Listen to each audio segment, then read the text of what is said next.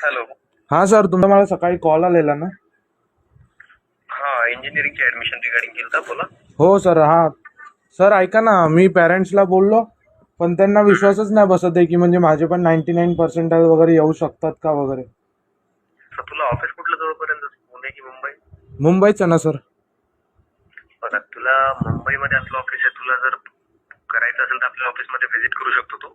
त्यांचं last year केलंय का काय सर? काम? त्यांचं आम्ही लास्ट इयर काम केलंय का? हां हां.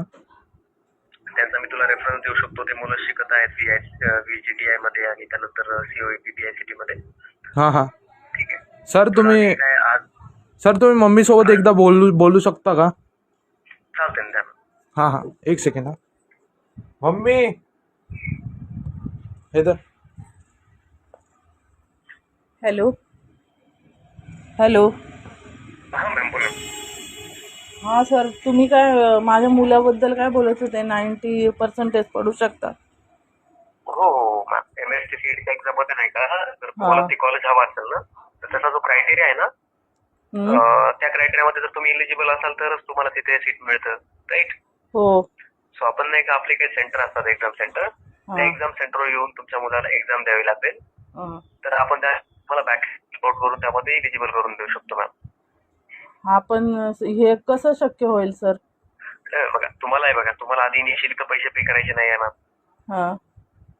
हा, तुम्हाला ज्यावेळेस तुमच्या मुलाचा रिझल्ट येईल, ऍडमिशन होईल, त्यानंतर पे करायचे आहे. हां. असं नाही की तुमच्याकडनं आधी पैसे घेताय 1-2 रुपया.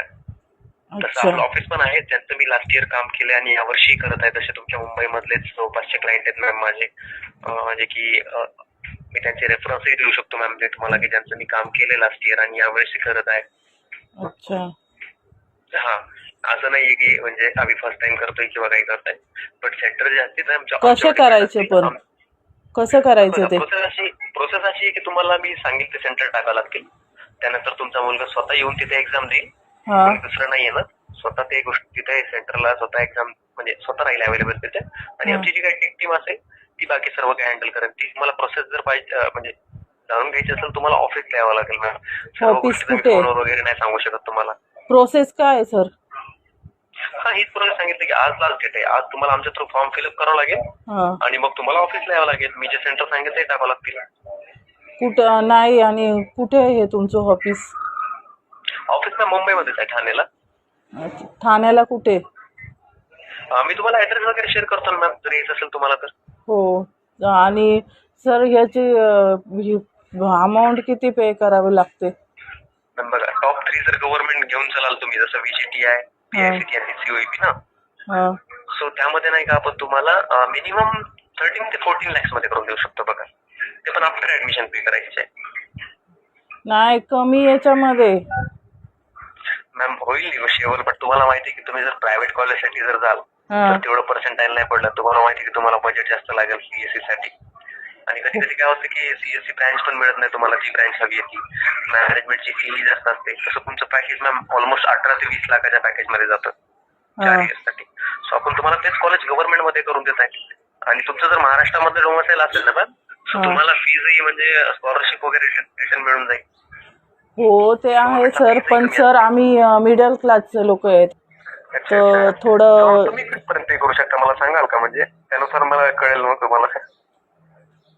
ऑफिसला आल्यावर म्हणजे समोरासमोर बोललं तर माणूस डिस्कस करू शकतो ना. हो बरोबर आहे ना. नाही म्हणजे असं जरी सांगितलं ना की म्हणजे तुम्ही मला एक अंदाज सांगितला की मी इथपर्यंत पे करू शकते, सो मी तुम्हाला फोनवर सांगू शकतो ना की मी मॅम इथपर्यंत करू शकेल. मी माझंही थोडंफार निगोशिएबल करेन, बट मला तुमचं बजेट कळायला पाहिजे ना.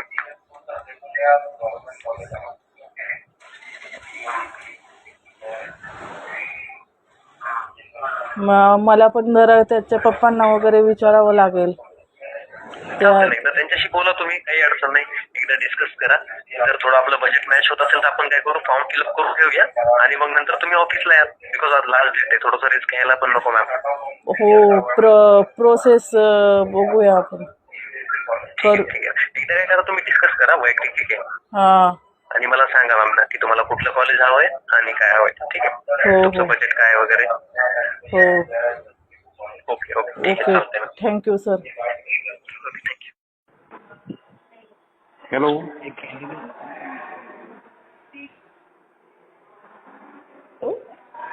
हॅलो. हॅलो. हा बोला मॅडम. हा काय सांगा. नमस्कार सर. हा बोला ना. कुठनं बोलताय सर आपण? संभाजीनगर क्लिअर. नाही मी श्रीरामपूरून बोलतोय. तुमचा फोन आलेला मला. अच्छा अच्छा सर, आपल्याकडे म्हणजे गव्हर्नमेंट कॉलेजचं कन्फर्मेशन आहे इंजिनिअरिंगचं. विदाउट सीईटी विदाउट नाही सीईटी द्यावं लागेल सर. हा सीईटीत मार्क हा, कमी पडले तरी मिळणार का आपल्याला ऍडमिशन? नाही कमी नाही सर. आपण जे सीईटी मध्ये मार्क आणून देतो स्टुडंटला 99% कसे म्हणजे पण त्यांचा आपले काही सेंटर आहेत सर, तिथे जाऊन स्टुडंटला एक्झाम द्यावं लागेल. म्हणजे आम्ही जे सिलेक्शन केलं ते सेंटर नाही घ्यायचे का? नाही ते नाही घ्यायचे सर. जे सेंटर आमचे आहेत ना तिथेच जाऊन एक्झाम द्यायची. म्हणजे मग बरं. पूर्ण प्रोसेस वगैरे मॅनेजमेंट आमचं असतं तिथे सेंटरवरती. बर मग आम्ही स्टुडंटला 99 आणून देण्याची गॅरंटी आपण घेतो. बर कारण स्टुडंटला जाऊन फक्त एक्झामला बसायचंय तिथे. बर बर. हा, आणि तर मला एक मग सांगा जर तुम्हाला मॅडम. नाही सर. त्याच्या आधी आपल्याला काही पे करावं लागतात का? नाही पे अगोदर काहीच नाही करावं लागत तुम्हाला. एक पण तुम्हाला रुपया जर गव्हर्नमेंट नाही 1 रुपया पण नाही. जोपर्यंत स्टुडंट एक्झाम देऊन बाहेर येत नाही तोपर्यंत आपल्याला 1ही रुपयात द्यायचा नसतो. तुमचे बरं. फक्त जे काही डॉक्युमेंट्स आहे ते लागणार. म्हणजे 10वीची marksheet, caste certificate, caste validity आपल्याला. ते ओरिजिनल तुमच्याकडे द्यायचे का? हो ओरिजिनल आपल्याकडे ठेवायचे.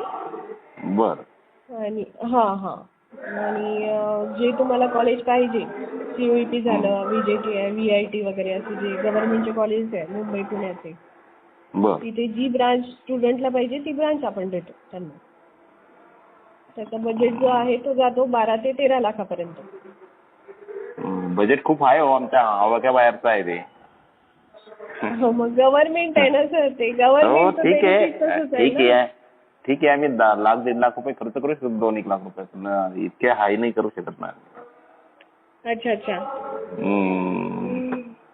मग जर स्टुडंटला स्कोर येत असेल तर काही हरकत नाही सर. आपण तुम्हाला ठीक आहे, रिझल्ट ठीक नंतर आहे. काउन्सिलिंग पण देऊ शकतो. बर स्कोर तर त्याचा मीडियमच आहे त्याचा. आता जे त्याला किती 66 पडलेत त्याला. अच्छा.